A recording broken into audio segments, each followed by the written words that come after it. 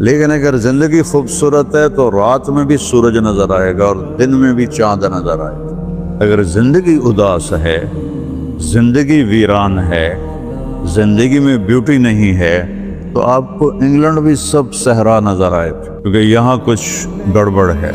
اگر اپنی زندگی کو بیوٹیفل، خوبصورت، پیسفل بنانا چاہتے ہو، قیامت کا دن پوری قیامت کے انسان ایسا عمل ان کے پاس نہیں ہوگا جو میں تمہیں دو باتیں بتانے لگا ہوں، اور ان کا اتنا بڑا وزن ہے کہ کسی بڑے سے بڑی نیکی کا وزن بھی اس کے برابر نہیں ہوگا۔ لیکن بیٹا میری اس سنت کو پورا کرتے ہوئے تیرے پسینے نکلیں گے، ساری زندگی کرنا پڑے گا، بس اپنے من میں ڈوب کر پا جا سراغ زندگی۔ تو اگر میرا نہیں بنتا نہ بن، اپنا تو بن۔ والصلاة والسلام على رسوله الكريم وعلى آلہ واصحابہ اجمعین۔ میرے محترم بھائی اور دوستو، ایک چیزوں کی خوبصورتی ہے، جیسے یہ مسجد بڑی بیوٹیفل خوبصورت۔ ابھی ہم گاڑی میں آئے، جس ساتھی کی تھی بینٹلے گاڑی، بڑی خوبصورت،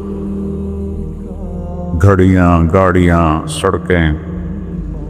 لیکن ایک خوبصورتی لائف کی ہوتی ہے کہ لائف بیوٹیفل ہو، لائف اندر ہوتی ہے، وہ بینٹلے میں نہیں ہوتی، رولز رائس میں نہیں ہوتی، وہ بڑے گھروں میں نہیں ہوتی، بڑے کاروباروں میں نہیں ہوتی۔ زندگی اندر چلتی ہے۔ جب وہ نکلتے ہیں تو ہم ڈیڈ باڈی ہو جاتے ہیں۔ کوئی نہیں کہتا مولانا طارق جمیل، کہیں گے ڈیڈ باڈی، یا ہمارے یہاں کہیں گے میت۔ زندگی کیسے خوبصورت ہو؟ زندگی پیسے سے نہیں ہوتی، شکلوں سے نہیں ہوتی، کسی دنیا کی چیز سے لائف کی بیوٹی کا کوئی تعلق ہے۔ اور جب تک لائف میں بیوٹی نہ ہو تو کوئی چیز مزہ نہیں دیتی۔ کیا لطف انجمن کا جب دل ہی بجھ گیا ہو، 100 بار چمن مہکا، 100 بار بہار آئی، دنیا کی وہی رونق، دل کی وہی تنہائی۔ تو زندگی کو خوبصورت بنانے کے لیے اللہ نے ایک آیت ہمیں سنائی، ایک آیت، لَقَدْ كَانَ لَكُمْ فِي رَسُولِ اللَّهِ أُسْوَةٌ حَسَنَةٌ۔ کہ اگر لائف کو خوبصورت بنانا چاہتے ہو، اس کے لیے نہ انگلینڈ رہنے کی ضرورت ہے، نہ امریکہ رہنے کی ضرورت ہے۔ میں افریقہ کے غریب ملکوں میں گیا ہوں، جنگلوں میں، صحراؤں میں پھرا ہوں، تو ان کے زندگی دیکھ کر حیرت ہوتی ہے۔ ان کو آج کی دنیا کی کسی چیز کی کوئی خبر نہیں۔ آج بھی ان کے گھر میں روشنی کا کوئی انتظام نہیں، چاند کی روشنی ان کی روشنی، رات کو ان کے گھروں میں چراغ بھی نہیں جلتے۔ میں ایسے ملکوں میں گیا ہوں۔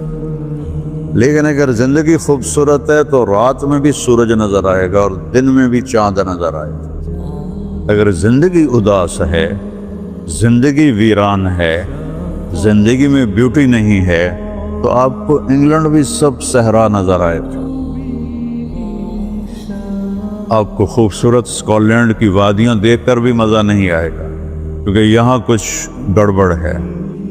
تو میرے رب نے کہا، لقد، یقیناً، ڈیفینیٹلی، نو ڈاؤٹ، کان لکم، تمہارے لیے فیصلہ ہو چکا ہے، ہوگا نہیں، کان لکم، تمہارے لیے فیصلہ ہو چکا ہے۔ اگر اپنی زندگی کو بیوٹیفل، خوبصورت، پیسفل بنانا چاہتے ہو تو میرے نبی کی زندگی تمہارے لیے خوبصورت ماڈل ہے۔ اچھا، اسوۃ حسنہ، اسوہ کہتے ہیں ماڈل کو، اور حسنہ کہتے ہیں خوبصورت کو۔ یہاں اسوۃ کاملہ نہیں کہا کہ پرفیکٹ نمونہ ہے، کامل نمونہ ہے، مضبوط نمونہ ہے، کتنے الفاظ سے۔ حسنہ کیوں لائے؟ کہ انسان بیوٹی کو پسند کرتا ہے۔ یہ آپ نے سب کچھ کیوں بنایا؟ سیدھی سادی بھی ٹھیک ہے، یہ کیوں بنایا؟ یہ ایسی خوبصورت گاڑیاں کیوں بن رہی ہیں؟ اتنے مہنگے जूते, वो हम जब कॉलेज पढ़ते थे तो गए एनएम स्टोर पर, तो वहाँ उस वक्त ये सच नहीं है। तो मेरे अल्लाह को पता है कि मेरे बंदों को खूबसूरती पसंद है। आप छोटे बच्चे को स्माइल दो तो वो आपको हंस के देखेगा, उसको ऐसे देखो वो रोने लगेगा, हालांकि उसे पता नहीं है। लेकिन जब चेहरे पे बदसूरती आई तो उसने भी फील किया और रोने लग गया। जब आपने स्माइल दी तो वो आपको देख के हंसने लगा, उसको कुछ पता नहीं है क्या हो रहा है। इतनी छोटी उम्र से बच्चा से लेकर बड़ा ब्यूटी कॉन्शियस होता है और खूबसूरत चीज़ के लिए दिल खिंचता है। आपको तो 14वीं का चांद नज़र नहीं आता, तो हमारे यहाँ तो 14वीं का चांद निकला होता है तो मैं चारपाई डलवा के और घंटों उसको देखता रहता, मुझे उसका मज़ा आता रहता। तो अल्लाह ताला फरमा रहा है अगर ज़िंदगी को खूबसूरत बनाना है तो सिर्फ मेरे नबी की ज़िंदगी है। उसवा मॉडल। हसना किसे कहते हैं?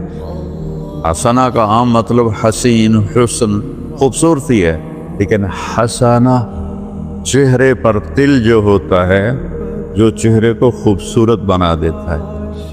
आपने देखा कभी जिनके चेहरों पे कोई एक तिल हो तो वो चेहरा बड़ा ब्यूटीफुल नज़र आता है और कशिश नज़र आता है। तो हसना चेहरे के उस डॉट को, काले डॉट को कहते हैं जिससे चेहरे की ब्यूटी बढ़ जाती है। तो मेरा अल्लाह कह रहा है अगर तुमने अपने चेहरे पे तिल सजाना है, डॉट जिससे आप हसीन लगते हैं, तो मेरे नबी की ज़िंदगी अपना लो। इससे खूबसूरत लाइफ आपको कहीं नहीं मिलेगी। वो खूबसूरती अगर मुझे मिल गई, आपको मिल गई, तो आपकी दुनिया भी बन गई, आखिरत भी बन। पूरी जिंदगी पर आने के लिए मैं सिर्फ 2 हदीसें आपको सुनाता हूँ। सिर्फ 2 हदीसें मैं कर लूँ, आप कर लें, आपकी पूरी लाइफ 180 पे चली गई और आपके अंदर खुशियों की लहरें दौड़े, मज़ा लेंगे, भूख में भी मज़ा लेंगे। हमारी पाकिस्तान की सुजुकी जिसका कोई टायर भी ठीक नहीं होता, स्टीयरिंग भी ठीक नहीं होता, उसमें भी बैठोगे तो मज़ा लो। सिर्फ 2 हदीसें मैं आपको सुना। मेरे नबी ने फरमाया माज अला उम्बियुका बिमिला के हादा कुल्ले। अब पहली हदीस सुना रहा हूँ। माज तुम्हें अपने दीन की समरी बताऊं? 30 पारे कुरान, 10 लाख हदीसें, और बताने वाला तारिक जमील नहीं, अल्लाह का नबी है। कि तुम्हें समराइज करके दूं अपनी शरीयत? उनका जी माँ हुआ, वो क्या है? तो आपने जबान बाहर निकाली, ये निशान बनाया कैंची का और यूं किया, फिर कहा कुफ़ हादा, अपनी जबान पे काबू रखना सीख लो, अपनी जबान को संभाल लो। कैंची बनाई, कैंची काट दो। अच्छा, ये जो एक्शन करके बताना होता है ये छोटे बच्चे के लिए होता है। हम छोटे बच्चे को जब कोई चीज़ समझाते हैं तो एक्शन करके समझाते हैं। ये कौन है? माज बिन जबल। आपने फरमाया क़यामत के दिन मेरी उम्मत के उलमा का झंडा माज इब्न जबल के हाथ में होगा। ये वो शख्स है, और ये वो शख्स है जो अल्लाह के नबी की ज़िंदगी में फतवा देते थे। सहाबा हुजूर के होते हुए इनसे फतवा लेते थे। ये वो शख्स है। ये वो शख्स है 1,24,000 सहाबा में वाहिद आदमी है जिसको आपने कहा या माज इन्नी उहिब्बुक, ए माज मैं तुमसे प्यार करता हूँ। वाहिद अकेला। और मैं कोई 7-8 साल पहले उर्दन गया तो मैं इरबिदुन की कब्र की ज़ियारत के लिए गया। मैं जब एंटर हुआ उस वक्त उनको वफ़ात पाए 1418 साल हो चुके थे। 1418 साल हो चुके थे। मैं उनके قبر پہ کھڑا ہوا، خوشبو ہی خوشبو تھی، قبر پہ کپڑے پڑے ہوئے تھے، میں سمجھا یہ چادروں سے خوشبو آ رہی، میں تو ایک آدمی اور وہاں کھڑا میری حیرت کو سمجھ گیا، کہا خوشبو سونگھ رہے ہو؟ میں نے کہا ہاں سونگھ رہا ہوں۔ مجھے کہنے لگا چادروں سے آ رہی ہے؟ میں نے کہا ہاں۔ کہا سونگو، تو میں نے چادروں کو سونگا، کسی ایک میں نہیں تھی۔ پھر اس صاحب نے مجھے بتایا کہ یہ اس قبر سے ہر وقت خوشبو آتی، 1418 سال ہو گئے اور اس بندے کی قبر سے خوشبو آ رہی ہے۔ اس کو ایسے سمجھایا جیسے معصوم بچے کو۔ ایسا کیوں کیا؟ کہ یہ مشکل ترین کام ہے۔ آپ کے یہ موٹر ویز پر کتنے بڑے بڑے ٹرالے چل رہے ہوتے ہیں، ان کو بریک لگانا آسان ہے۔ کتنے بڑے بڑے کروز میں نے کئی دفعہ سفر کیے، تو ان کو بریک لگانا آسان ہے، اور 380 کو بریک لگانا آسان ہے، اس کا وقت کو بریک لگانا بڑا مشکل۔ اللہ نے اس پر 32 تالے لگائے، 32 دان، اس کے اندر رکھ، اس کو اندر، اوپر مین گیٹ لگایا، اسے بند کر کے رکھ، اور فرمایا من کان یؤمن باللہ والیوم الآخر فلیقل خیرا او لیصمت، جو آخرت پر اور اللہ پر ایمان رکھتا ہے وہ اچھی بات کرے، اور اگر زبان پہ کوئی غلط آنے لگے تو خاموش ہو جائے۔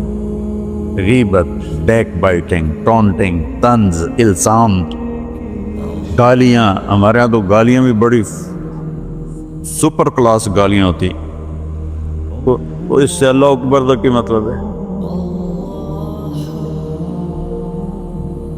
ہمارے یہاں تو گالیاں بھی ایسی نکالتے ہیں کہ شیطان بھی کانپ اٹھتا ہے، تو اس کو روک لو۔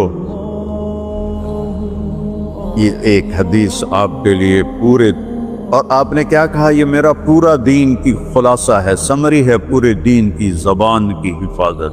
آپ نے ابو ذر سے کہا ابو ذر تمہیں 2 باتیں بتاتا ہوں، قیامت کے دن پوری قیامت کے انسان ایسا عمل ان کے پاس نہیں ہوگا جو میں تمہیں 2 باتیں بتانے لگا، اور ان کا اتنا بڑا وزن ہے کہ کسی بڑے سے بڑی نیکی کا وزن بھی اس کے برابر نہیں ہوگا۔ تو ابو ذر نے پوچھا جی کیا ہے؟ فرمایا ایک اچھے اخلاق اور ایک زبان